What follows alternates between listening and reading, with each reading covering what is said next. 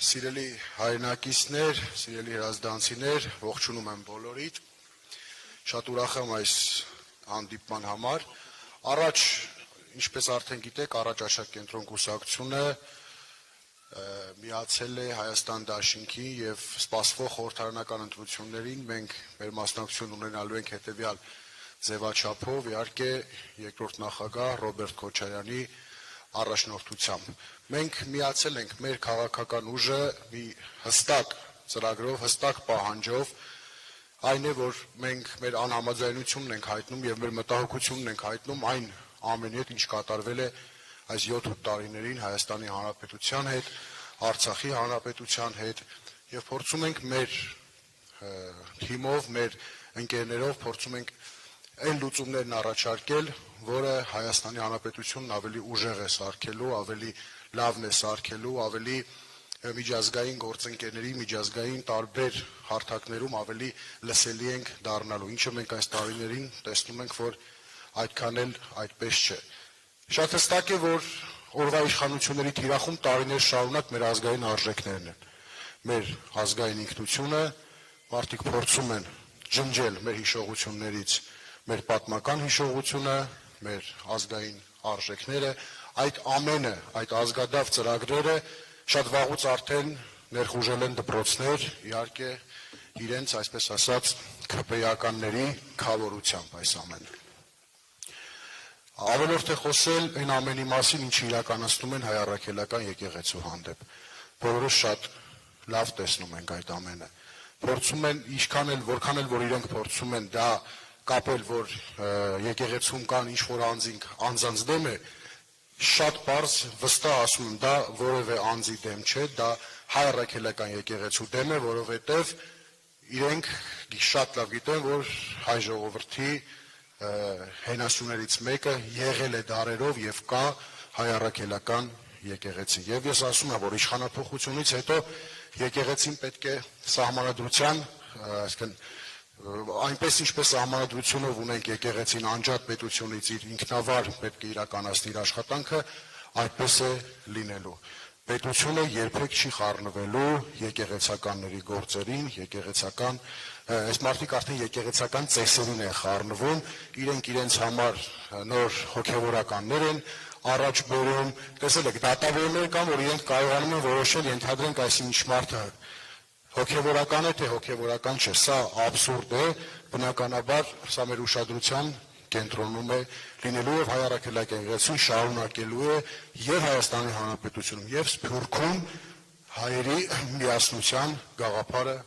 առաջ տանելու։ Ես որպես Հայաստանի Հանրապետությունում վերջին ընտրություններին ակտիվ մասնակցած անձ,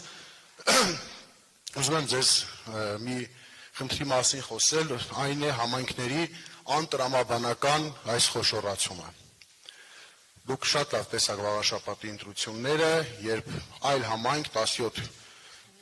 գյուղեր, գյուղական համայնք միացրեցին վաղաշաբաթին մի պարզ տրամաբանությամբ, որպեսզի ունենան իրենց ՔՊ-ական սրտի թեկնածուն։ Իրենք նույնիսկ չեն զանազանում իրարից գյուղական համայնքի խնդիրները և քաղաքային համայնքի խնդիրները, ինչը համայնքը կառավարելու համար էլ ավելի մեծ պրոբլեմների առաջ է կանգնացնում։ Այսօր գյուղացին իրականում պրոբլեմի խնդրի առաջ է կանգնել։ Տեսեք, ջերմոցային տնտեսություն, մարդը ունի վարելահող, ուզում է ջերմոցային տնտեսություն կառուցի, ջերմոց, 1000 մետրանոց, ենթադրենք, կամ 2000 քառակուսի մետրանոց ջերմոց է ուզում կառուցել։ Այդ մարդու համար նախ գյուղացուն անհրաժեշտ է բավականին շատ ֆինանսական միջոցներ և մոտ 7-8 ամիս ժամանակ։ Հողի կատեգորիայի փոփոխություն կա և մի կարևոր բան էլ, որ սա նույնպես աբսուրդի ժանրից է, իսկ ցելոֆանի ջերմոցային տնտեսություն կառուցելու համար նույն շին-թույլտվություն վճարն են մուծում ինչ-որ հիմնական շինության համար։ Այսօր գյուղացին իր բակում փորձում է որևէ մի հավաբուն կառուցել, դա պետք է լինի շին-թույլտվությունով, համապատասխան վճարներով, սա կարծում եմ պետական տարբեր հիմնարկների կողմից իշխանափոխություն հետո ևս պետք է վերանայվի։ Այսինքն, եթե գյուղացին ուզում է կառուցել ջերմոցային տնտեսություն, թե համայնքային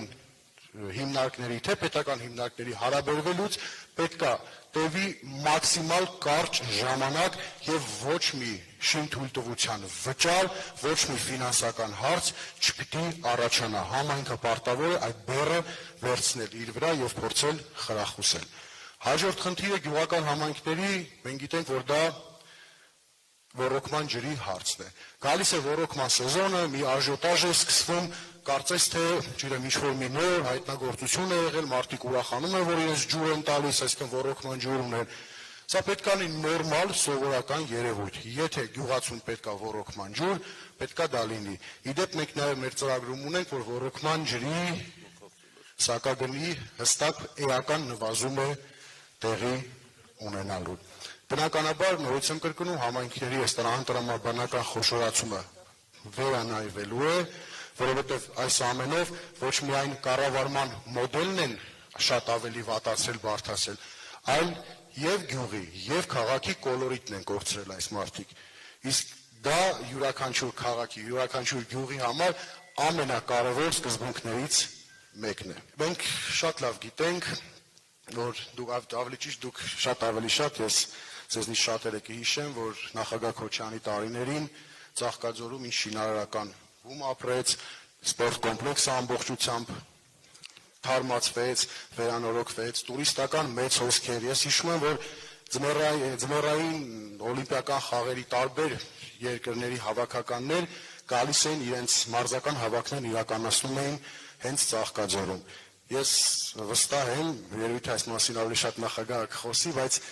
մեր թիմի իշխանության գալու դեպքում այս ծրագրերը եռակի, քառակի շատանալու են եւ դուք նորից այն ամեն ինչ որ տեսել եք ու sense լավ հիշողություններով հիշում ենք, նորից տեսնելու ենք այս ամենը։ Խոսքս երևի թե շատ չծանրաբեռնեմ, այսքան մտահոգ եւ պատրաստական հայացքներ որ տեսնում եմ, վստահ եմ, որ մենք բոլորս այս ամենը հաջողելու ենք, որովհետեւ բոլորս իրար թևութիկունք մի գաղափարի շուրջ հավաքված կարողանալու ենք իրականացնել։ Շնորհակալություն։